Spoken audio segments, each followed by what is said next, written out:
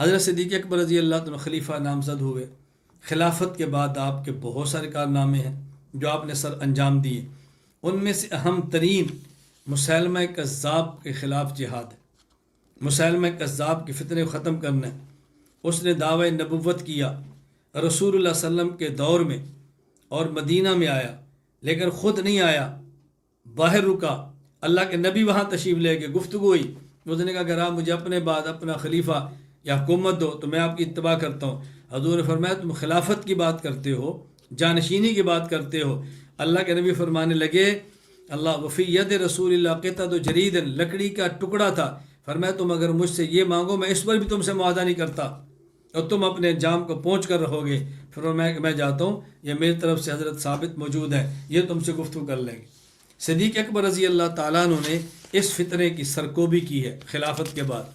ابو بکر صدیق رضی اللہ تعالیٰ عنہ، ایک بہت بڑا فتنہ مانعین زکوٰۃ کا تھا کہ انہوں نے کہا ہم زکوٰۃ دیتے تھے رسول اللہ صلی اللہ علیہ وسلم کے زمانے میں، پیغمبر کے جانے کے بعد ابو بکر تمہیں زکوٰۃ نہیں دیں گے۔ صدیق اکبر نے فرمایا نہیں تمہیں زکوٰۃ دینی پڑے گی۔ لو منعونی اقارا لیؤدون الی رسول اللہ لاقتلوہم، ایک رسی جو پیغمبر کے دور میں زکوٰۃ دی جاتی میں وہ بھی وصول کروں گا، نہیں دو گے میں تمہارے ساتھ قتال کروں گا۔ اٹھائیے صحیح بخاری میں صدیق اکبر کا یہ تفصیلی گفتگو موجود ہے 1399۔ حضرت عمر بن خطاب رضی اللہ تعالیٰ کہنے لگے صدیق تم کیسے قتال کرو گے، تو کلمہ پڑھتے ہیں۔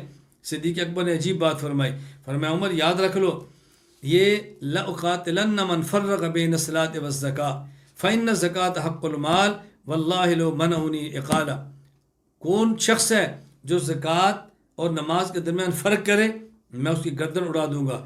جس طرح نماز فرض ہے اسی طرح زکوٰۃ فرض ہے۔ اگر نماز کو چھوڑنا اور اس کا اعلانیہ انکار کرنا کفر ہے تو زکوٰۃ کا انکار کر دینا بھی کفر ہے۔ یہ کیسے کلمہ گو ہے؟ اب یہاں سے دیکھیں بات سمجھ آ رہی ہے کہ صرف کلمہ پڑھنے سے بندہ مسلمان نہیں ہوتا، کلمے کے تحت ان کی تمام چیزیں ماننے سے مسلمان ہوتا ہے۔ ایک چیز کا بھی انکار کرے گا دائرہ اسلام سے خارج ہو جائے گا۔ صدیق اکبر نے کتنی کھل کر بات کی ہے۔ خیر حضرت عمر فرماتے ہیں اللہ نے مجھے بھی شرح صدر فرما دیا۔ صدیق اکبر نے مانی زکوٰۃ کی فتنے کو اڑا کے رکھ دیا۔ آپ اندازہ فرمائیں یہاں تک صدیق اکبر کے بارے میں لکھا ہے۔ علامہ سیوطی تو لکھتے ہیں کہ صدیق اکبر ارتداد کے دور میں پیغمبر کے بعد ایسے کھڑے ہوئے جیسے کوئی نبی کھڑا ہوتا ہے، تمام فتنوں کے خلاف تنہا کھڑا ہو جاتے ہیں۔ صدیق اکبر یوں کھڑے ہو گئے۔ ایک ایسا وقت آیا کہ صدیق اکبر عمر کو فرما رہے یا عمر انت جبار فی الجاہلیہ وحوار فی الاسلام۔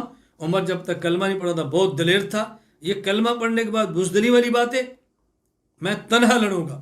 حضرت عمر بزدل نہیں تھے، مقصد یہ تھا یہ فتنہ یہ فتنہ یہ فتنہ، بہت سارے فتنے ہیں، یہ چھوٹے فتنے کو مؤخر کر لو۔ صدیق اکبر نے فرمایا نہیں، میں بڑے فتنے کا بھی کلا کما کروں گا، چھوٹے فتنے کا بھی کلا کما کروں گا، خارجی فتنے بھی بٹاؤں گا، داخلی فتنے بھی بٹاؤں گا۔ حضرت